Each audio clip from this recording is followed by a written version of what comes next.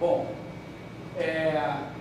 esse cara aqui, um economista de Chicago, senador, falou que o Smith desviou os intelectuais clássicos britânicos para um cul-de-sac, um beco sem saída, de onde não emergiram no que se refere à teoria do valor.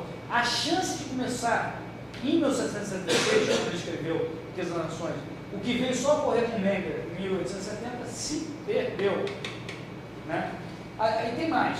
Para o Smith, o trabalho envolvido na produção de produto explicava o valor do produto inteiro. E aluguel, renda, lucros deduziam desse valor. Então, obviamente, o socialismo adotou essa visão do Smith e dizendo, obviamente, isso é injusto. Né? Porque se você está, o trabalho explica o produto inteiro e você ainda está tirando lucro, aluguel e coisa, você não está pagando o preço inteiro do produto. Então, o Smith e o Ricardo, né, os dois plantaram as sementes da filosofia marxista mais para frente, né? Que também ninguém ouve normalmente na escola, mas certamente é daí que veio um dos pilares fundamentais de Marx, que era a teoria do valor do trabalho. Veio de Smith, veio de Adam Smith. Veio de Smith, veio de Ricardo. Bom, o Smith também tinha umas curiosidades, defendia a defesa nacional monopolista do Estado, subsídios à indústria naval, educação pública, monopólio da cunhagem, monopólio dos correios e uma série de impostos, principalmente sobre ativos de luxo, que ele não considerava que valiam nada, porque ele era calvinista. Bom, na teoria de Smith, Ricardo e Mill, não há espaço para empreendedores, nem há risco ou incerteza. Presume conhecimento perfeito, livro de longo prazo. Ricardo, né, teve 7 contribuições, são das vantagens comparativas, né, que você deve conhecer e tal, mas ele também foi o primeiro a separar macro de micro, não foi Keynes. Né? Ele aí já estava falando de que aumento de oferta de dinheiro só elevava o nível geral de preços, não impactava nem a produção, nem o preço relativo, nem lucros, como a gente viu, o Cantão mostrou que a impressão de moeda afeta sim a produção de alguns em detrimento de outros, uma certa ordem gradual, etc. Né? E o Ricardo, ele já foi muito mais holista, muito mais macro nesse sentido. Né? Bom, uma palavrinha antes para encerrar sobre essa figura aí, bastante conhecida das universidades. Já comecei a falar um segundo, né? Então ele partiu da teoria do valor do trabalho de Smith, também adotando o holismo, né? Capitalista versus trabalhadores, nesse caso, né, na minha opinião, erroneamente, né? Enquanto ele estava em Estado versus povo, eu acho que estava acertadamente, mas aqui erroneamente, né? E aí ele, com isso, com essas duas coisas, valor do trabalho, ou seja, o produto, para explicitar o trabalho explica o valor inteiro, então qualquer coisa que é deduzida daí, se você tem lucro distribuído daí, isso é injusto e está sendo objeto de exploração. Né? Para ele o que valia era a quantidade de trabalho envolvido no produto. Né? Então, se o trabalho produz o produto inteiro, como é que pode haver lucro? Né? Uma indagação que ele fazia. Para quem acredita na teoria do valor do trabalho, realmente você tem que chegar à conclusão de que há uma exploração de algum tipo. Né? Como é que pode o capitalista contratar empregados, pagar o preço justo e vender com lucro, se não tem espaço para lucro dentro do produto, porque o preço do produto é todo feito por trabalho? Né? Isso era a prova da exploração para Marx. Né? Eu não vou entrar na escola austríaca em detalhe, né? Já estou acabando, faltam 2 minutos, mas quem destroçou o pensamento de Marx foi Baumgartner, mais para frente. Né?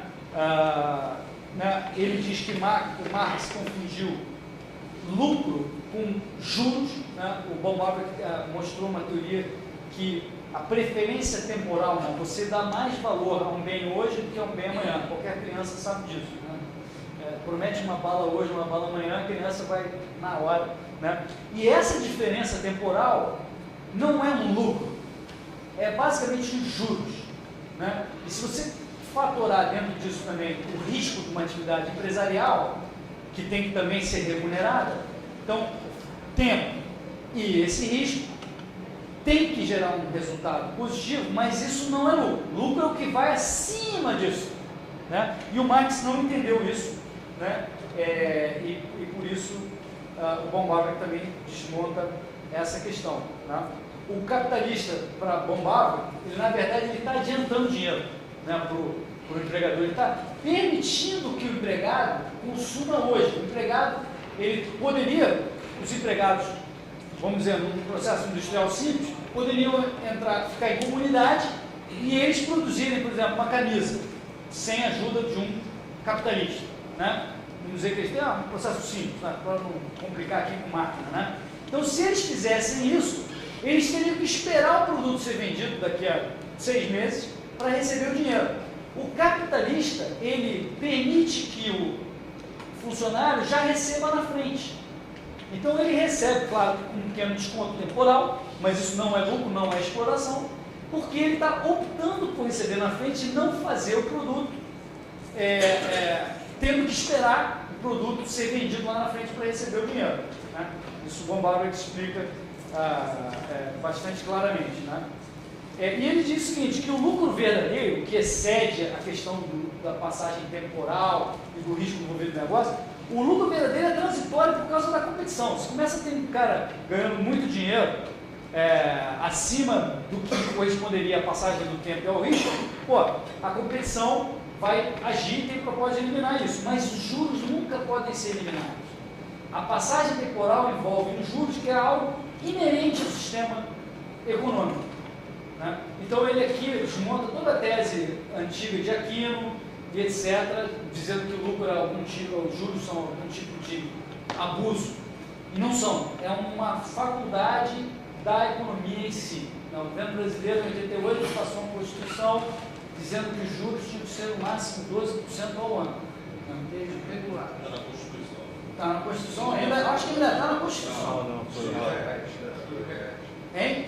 Não foi regulamentado, mas está na Constituição, tá? Não, Caiu? Caiu? Bom, mas durante vários anos tinha lá isso, né?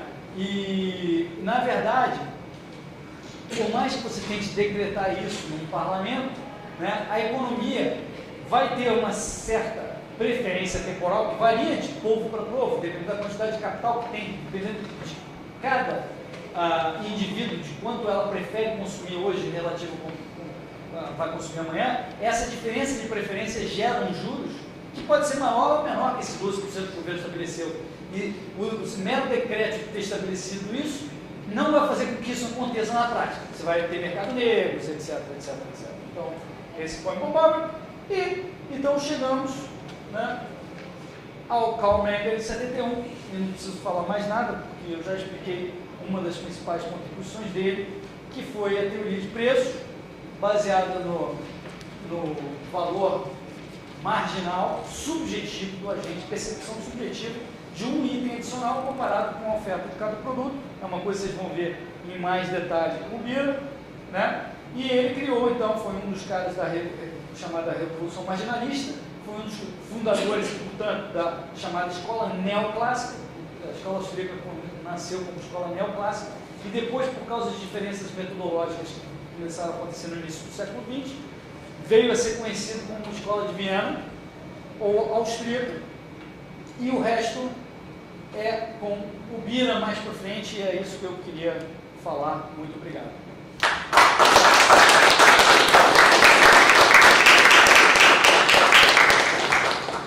Perguntas? Quando é que você vai mandar uma informação para o Ministério da Educação, que eles têm que apresentar todas essas informações para os alunos do curso de Economia? Vamos analisar usando o ferramental que eu apresentei, né? Essa é uma tentativa de chegar com um monopolista, certo? E basicamente configura a uma suplicação, né? Se ajoelha na frente do monopolista e fala: por favor, senhor monopolista, por que o senhor não adota essa nova política? Né? Isso é uma forma de fazer, se ele tenha sucesso, eu acho que a chance disso acontecer é muito baixa. A outra forma de tentar isso ser resolvido é fazer com que o mercado funcione, né? Que seria, então, fazer com que os pais, que são os responsáveis pela educação, pudessem escolher currículos, independente do MEC, alternativos. Homeschool, foi, né? O cara que tentou homeschool os filhos dele foi processado criminalmente, simplesmente, né? Então, essa é uma forma, eu acho, mais produtiva, tem mais chance de sucesso do que suplicar ao monopolista. Então, eu não perderia meu tempo indo ao monopolista fazer essa reivindicação.